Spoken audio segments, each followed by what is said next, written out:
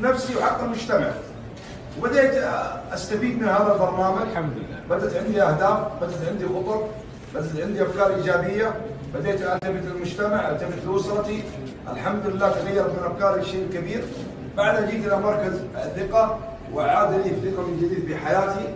واليوم انا اخذت برنامج انا جاهز لاسرتي وجاهز لمجتمعي وجاهز للوطن وجاهز لكم، وانا سعيد جدا بزيارتكم. الله يطول. ولولا الله ثم يعني رعايتكم الكريمه ودعمكم المستمر ما وصلنا الى ما وصلنا اليه. الله يطول. واليوم الحمد لله انا سعيد جدا، يعني عندي في قائمه الارباح انت اول. الله يعزك. وانا في قائمه حسنات. الله يطول عمرك. انت في قائمه ارباحي وانا في قائمه حسنات. انا اللي سعيد على طول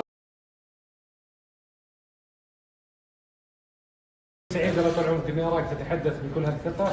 تذكر دائما كلنا خطاؤون وخير الخطاؤون توابون. الله يوفقك. بيض الله وجهك. شكرا يا اخوان.